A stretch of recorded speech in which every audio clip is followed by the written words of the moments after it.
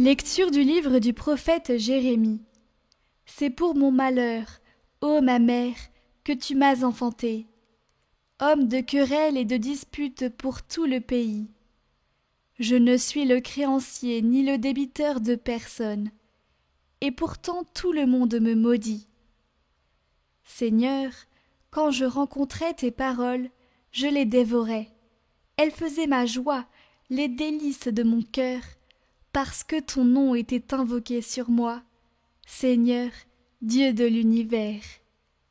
Jamais je ne me suis assis dans le cercle des moqueurs pour m'y divertir.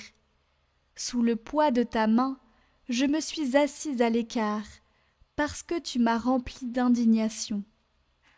Pourquoi ma souffrance est-elle sans fin, ma blessure incurable, refusant la guérison? Serais-tu pour moi un mirage, comme une eau incertaine? Voilà pourquoi ainsi parle le Seigneur. Si tu reviens, si je te fais revenir, tu reprendras ton service devant moi.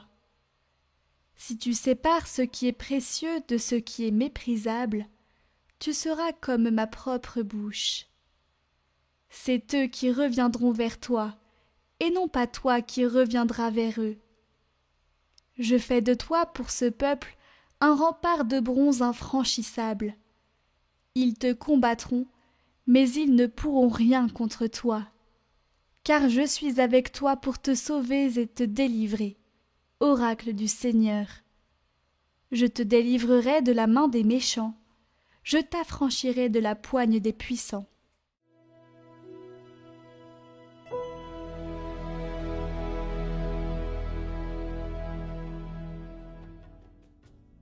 Dieu mon rempart au temps de la détresse, délivre-moi de mes ennemis, Seigneur mon Dieu. De mes agresseurs protège-moi. Délivre-moi des hommes criminels, des meurtriers sauve-moi. Voici qu'on me prépare une embuscade, des puissants se jettent sur moi. Je n'ai commis ni faute, ni péché, ni le mal, Seigneur. Pourtant ils accourent et s'installent. Auprès de toi, ma forteresse, je veille. Oui, mon rempart, c'est Dieu. Le Dieu de mon amour vient à moi. Avec lui, je défie mes adversaires. Et moi, je chanterai ta force. Au matin, j'acclamerai ton amour. Tu as été pour moi un rempart, un refuge au temps de ma détresse. Je te fêterai, toi ma forteresse. Oui, mon rempart, c'est Dieu, le Dieu de mon amour.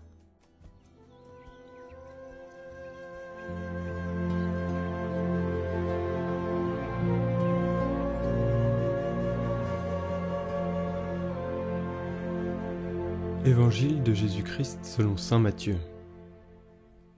En ce temps-là, Jésus disait aux foules : Le royaume des cieux est comparable à un trésor caché dans un champ.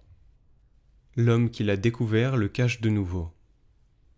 Dans sa joie, il va vendre tout ce qu'il possède et il achète ce champ.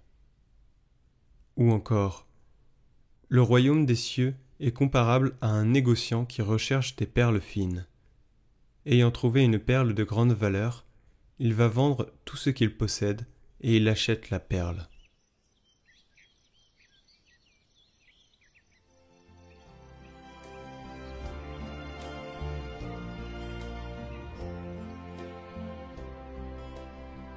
Commentaire de saint Jean Chrysostome.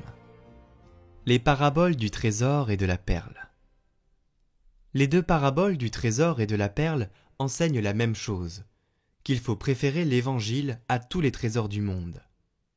Mais il y a quelque chose de plus méritoire encore. Il faut le préférer avec plaisir, avec joie et sans hésiter. Ne l'oublions jamais. Renoncer à tout pour suivre Dieu, c'est gagner plutôt que perdre. La prédication de l'Évangile est cachée dans ce monde comme un trésor caché, un trésor inestimable.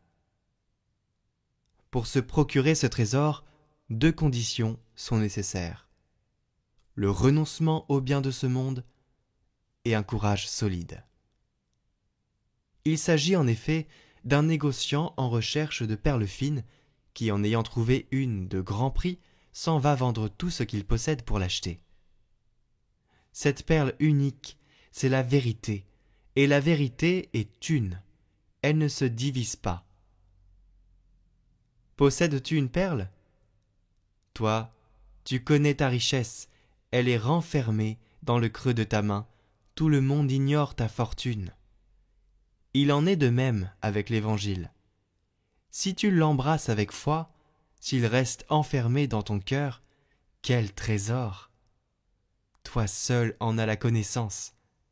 Les incroyants qui ignorent sa nature et sa valeur n'ont aucune idée de ta richesse incomparable.